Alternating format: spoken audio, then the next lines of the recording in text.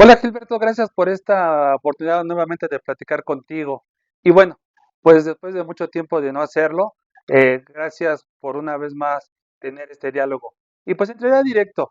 Me gustaría saber tu opinión de cómo ves la industria del entretenimiento nocturno y especialmente el entretenimiento para adultos. ¿Cómo ves la situación actual? Hola Carlos, mucho gusto en saludarte de nuevo. ¿Cómo veo la situación actual ahora aquí en México? Bueno, en México atraviesa por distintas variables, eh, que me parece que en algunos casos son estructurales, como por ejemplo la variable del COVID. La pandemia marcó y transformó las prácticas. eh, y por otro lado, en el caso de México, el tema de la seguridad, que está muy correlacionada con el tema del narcotráfico. Pero en el caso de la seguridad, a mí me parece que sí ha sido una variable muy potente para poner límites y distorsionar el mercado. Es decir, eh, sin el problema de la seguridad, la vida nocturna de nuestro país, bueno, sería muy distinta. Esto no es nada nuevo, ¿no? Eso me parece que hay un cierto consenso. Ya para particularizar cada caso, bueno, lo afecta de manera distinta. Entonces resulta que hay divertimento nocturno que ya no se hace nocturno y se hace diurno. Por ejemplo, en el caso de los strippers masculinos que tienen auditorio femenino, pues muchas veces en la Ciudad de México llevábamos a cabo este tipo de espectáculos en las mañanas por un problema de seguridad y por un problema también de que, bueno, para muchas mujeres eran casadas y era mucho más fácil para ellas acudir a estos recintos o acudir a ciertos lugares en específico a divertirse de esta manera. Ahorita que tocas el tema de los strippers, me gustaría conocer tu opinión. Como todos lo sabemos, pues no están los strippers masculinos y los strippers femeninos. En el caso de las mujeres, pues peyorativamente se les ha llamado las teiboleras, cosa que yo no comparto porque desde hace tiempo me parece que deberíamos de concebirlas como artistas, como bailarinas eróticas.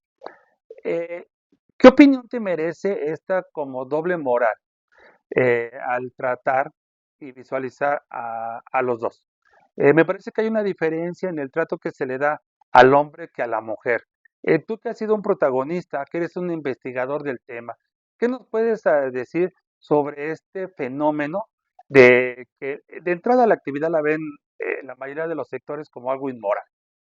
Pero quitando eso o haciéndolo a un lado, esa diferencia en el trato hacia las mujeres y al hombre, ¿qué nos puedes decir? ¿Por qué esa situación? Bueno, es una pregunta que en un primer momento parecería sencilla de responder, porque evidentemente este tema de los strippers masculinos se ha frivolizado. Es un tanto lógico que sea así. Sin embargo, ya eh, en el caso específico de México, en realidad desvela cosas que no son tan frívolas y que en realidad lucen tristes. En primer lugar, habría que hacer una diferenciación entre esta categoría de strippers masculinos. Hay strippers masculinos que bailan para mujeres, como bien dices, hay otros que bailan para hombres y hay también strippers que bailan para ambos públicos al mismo tiempo, ¿no? Strippers que bailan en discotecas o lugares en donde hay auditorios tanto femenino como masculino. Pero específicamente para hablar de los strippers masculinos que hemos bailado para mujeres, que es el tema que mejor conozco y que más he estudiado. En el caso de México, pues en realidad supone muchas cosas. En primer lugar, porque te permite servir como parámetro para diferenciar algo que tú ya sugieres. Eh, ¿Cuál distinto es trabajar como stripper masculino con auditorio femenino? A diferencia de estas mujeres que han estigmatizado y les han nombrado como teiboleras, que trabajan para públicos masculinos. Entonces, el tener este referente es importante porque te permite no nada más entender este mercado de strippers masculinos, sino también el mercado de strippers femeninas, ¿no? Y esto no es menor, es importante. Un dato, por ejemplo, cuando trabajamos en solo para mujeres, en los bares de solo para mujeres, bueno, los strippers masculinos estuvimos afiliados a la ANDA. Este es un derecho que se otorgó, quizás por bondad de los productores o quizás por necesidad de los productores, por el tipo de aforo que estaban buscando. Pero en el caso de las mujeres, ni siquiera ha entrado en la palestra, ¿no? O sea, esto se ha dejado al borde y al margen de cualquier política pública y desde la ANDA esto se ve con especial reticencia. Es decir, no estarían dispuestos a afiliar a ningún tipo de bailarina erótica porque esto ensuciaría un- su entidad. Entonces, en el caso de los hombres, bueno, como te digo, fue distinto y a mí me parece que es una buena oportunidad como para dejar claro que desde el mundo laboral, estas dos prácticas se perciben de una manera completamente distinta. Es decir, hay un hábitus de género muy marcado que también es posible eh, entenderlo en el ámbito laboral. Desvela también otras cosas, ya un poco más profundas. Desvela el poder del capital erótico en un país como México. Eh, el capital erótico, como lo define Hacking, bueno, es un cuarto capital que puede hacerse valer. En el caso de sociedades como la mexicana, como la hindú, como la coreana, como la iraní, tiene valores distintos y esto no es tan común como podría suponerse. En un país como México, ser stripper en un club de entretenimiento supone a chicos que tengan un físico cuidado, en donde en un país como México no es posible tenerlo bastante bien cuidado, sobre todo por el tema de que los esteroides no es precisamente un problema el hacerlos asequibles, por un lado, pero sobre todo por algo ya más importante, y es algo que al final del día tiene que ver con el racismo. Es decir, estamos pensando en jóvenes, en hombres que tengan un físico que niegue todo rasgo indígena, así de simple. Es decir, si tú quieres ser stripper en México, no puedes tener rasgos indígenas porque difícilmente vas a ser contratado. Esto no es decir quizás nada nuevo, pero a la hora ya de ejecutarlo, pues va más allá de lo que supondría. También sirve para quitar algunos lugares comunes. Por ejemplo, eh, esta idea pigmentocrática de que solamente los rubios o la gente de tez blanca tienen más éxito. Bueno, una cosa es el éxito, la presentación de la persona en términos de Goffman en el ámbito laboral, y otra cosa es la capacidad para generar erotismo. Y en el caso de México, en realidad la pigmentación, el color de la piel no ha sido un problema. Esto a mí me gusta decirlo porque muchas veces nos quedamos con la idea de que solamente los güeritos pueden, y esto no es una agencia de modelos. En realidad tú te das cuenta que las mexicanas están buscando hombres con un físico muy trabajado, con una estatura por encima de la del promedio, estamos hablando de jóvenes de 1,80 o más, pero que tengan rasgos faciales mediterráneos. Es decir, eh, tú puedes ser moreno o blanco, puedes ser rubio o con pelo negro. Al final del día, y eso también aplica en el table dance, lo que erotiza a las mujeres son otras cosas. Y en el caso particular de México, tiene mucho que ver con los rasgos faciales que no, eh, que no en donde no se asomen estos rasgos indígenas. En el caso de México, al estar los rasgos indígenas tan discriminados, ¿no? Si hubiese sido una sociedad como otras sociedades en donde la negritud tuviera mayor preponderancia, sucedería lo mismo. Sin embargo, eh, en nuestro caso, básicamente se busca a hombres con este tipo de fisionomías. Y eso puede ser importante o no, depende de lo que te interese a ti poner en evidencia. Sin embargo, acaba siendo una sociedad muy racista porque el entretenimiento o ese tipo de jóvenes van más allá de de un mero espectáculo. O sea, este tipo de ofertas en otros países supone distintas cosas. Por ejemplo, si tú vas a España a ver un espectáculo así, pues no estás esperando que la audiencia trate de ligarse a uno de los strippers. En México sí.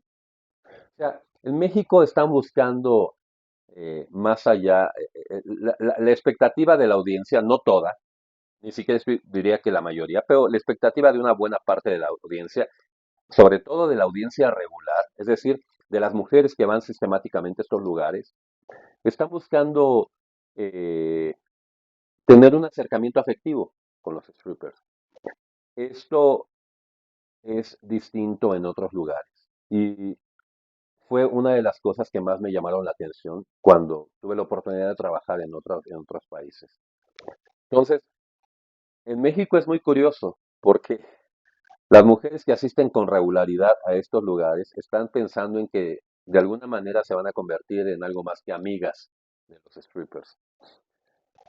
Y cuando hurgas más en lo profundo, te das cuenta que están buscando al menos en la apariencia, un tipo de hombre que en la cotidianidad no tendrían ningún tipo de interacción.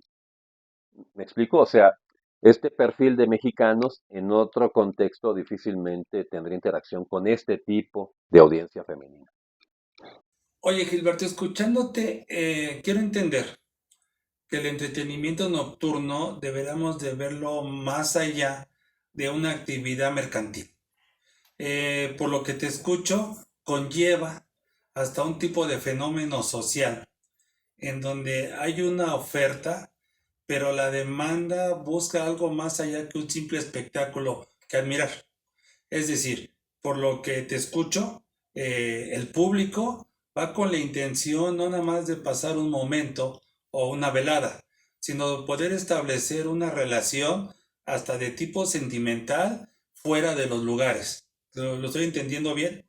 Y esto pues evidentemente conlleva a que las conductas tanto de unos como otros difícilmente puedan ser reguladas en un marco, ¿no? Entendiendo también esta libertad de libre desarrollo de las personalidades que no permite, ¿no? O que violaría derechos fundamentales. Qué interesante, porque también me parece que al no poder regular las conductas, se da pauta a que esas conductas se salgan de control y se cometan actos que de alguna forma han contribuido pues a esta mala imagen que se tiene de los lugares, de los artistas, donde básicamente se ha asociado con la prostitución, que es en el caso de los hombres, pero en el caso de las mujeres incluso se habla de conductas delictivas, como en su momento fue el lenocinio, hoy la trata de personas, donde se presume que las mujeres que están laborando dentro de esos negocios están obligadas por parte de redes criminales.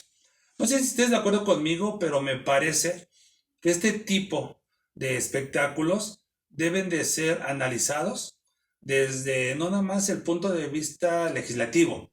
Me parece que debería de llevarse a cabo mesas de análisis, estudios como los que tú has realizado, donde se involucre la academia, los sociólogos, los mismos gobiernos, para poder crear desde mi punto de vista marcos regulatorios acordes a la realidad y que esos marcos regulatorios sirvan como base de políticas públicas que contribuyan al beneficio de todos, entendiendo los establecimientos mercantiles como centros laborales y no centros de perdición, que a quienes laboran ahí tengan esa seguridad de que va a realizar una actividad pues de índole artística y no de índole delictiva, y que el público asistente entienda que va a ir a ver un espectáculo, que es eso, y que a lo mejor no puede ir más allá de lo que es, pues ir a admirar, ¿no? No sé si lo estoy entendiendo bien, me gustaría que si quieres agregar algo más, lo hicieras. Sí, bueno, lo que tú estás diciendo en realidad lo entiendes de manera muy clara. Yo no sé si con lo que has dicho se aclare algo que yo sé que tú entiendes bien, que yo, que yo también lo entiendo, pero que alguien que está fuera de este ámbito, bueno, pues le genere como muchas dudas. Mira, en un primer momento hay que decir que el tema de los strippers masculinos en México no ha sido un problema de política pública. Yo no sé si este tipo de actividad tendría que regularse.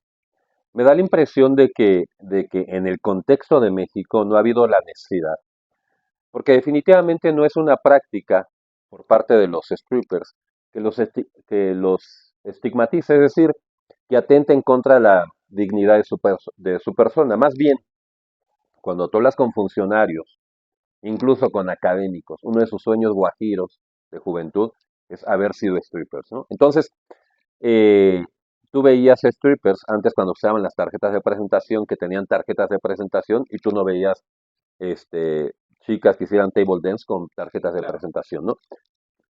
¿Por qué? Bueno, porque la sociedad lo percibe de manera distinta. En ese sentido, yo creo que el striptease masculino sirve más bien como yo te decía, como referencia para regular otros ámbitos que sí son urgentes. Y sobre todo porque a partir de ahí se puede aprender mucho para saber cómo regular estos otros ámbitos. Eso sí habría que decirlo. Definitivamente arroja ciertas, podríamos arrojar un cierto tipo de conclusiones que es importante decirlas. Por ejemplo, una de las narrativas de quienes crearon Solo para Mujeres, cuando existía esta producción, era decir, porque las mujeres también merecen este tipo de entretenimiento. Bueno, eso es algo retórico. En realidad, si tú vas a un table dance, al que sea en México, pues una de las conclusiones que tú sacas es que es un lugar en donde se glorifica la,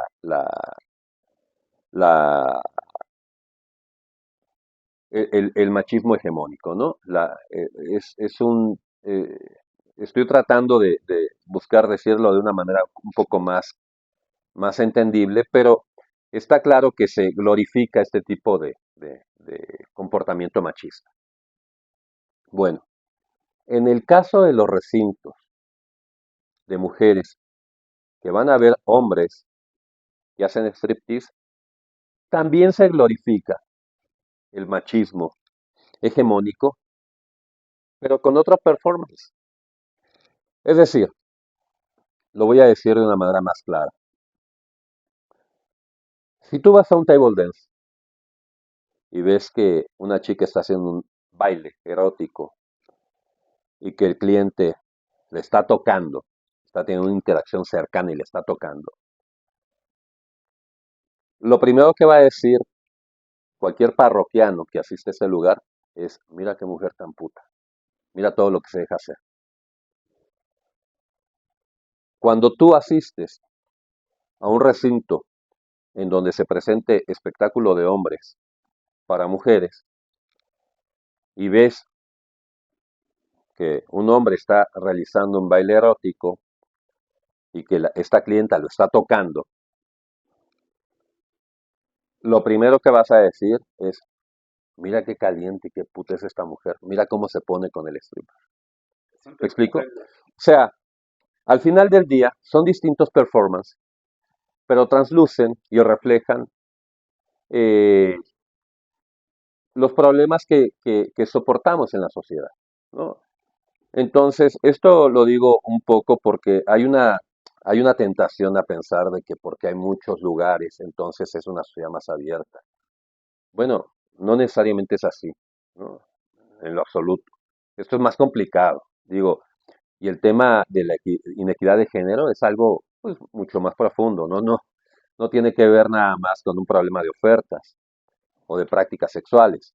Pero, pero yo creo que lo dices bien. A mí me parece que el haber trivializado tanto este tipo de ofertas en el mundo de la noche ha generado cierto tipo de externalidades que atentan en contra de la dignidad de muchas de las oferentes y en contra de la salud pública también, porque a veces se hace sin cuidado, ¿no? Entonces, eh, el tema de los strippers, en realidad, la mayor parte de las veces, no solamente en México, se toma como temas jocosos para ver si mira la diputada dónde andaba metida y mira hasta, mira estas funcionarias a quienes contrataron, o cuando de manera anecdótica los hombres, ya con una narrativa muy narcisista, te cuentan sus proezas eróticas y todas sus andanzas sexuales con distintas personalidades o con distintas mujeres en distintos contextos, y todo queda hasta ahí, en una narrativa que entretiene, que habla un poco de las travesuras de las mujeres o de las que son capaces de hacer, pero hasta ahí. Y esto sí es un problema, porque estamos dejando de atender una práctica que nos puede permitir explicar otras prácticas en donde sí se pone en riesgo la salud de las personas, la seguridad de las personas y sobre todo la dignidad de las personas.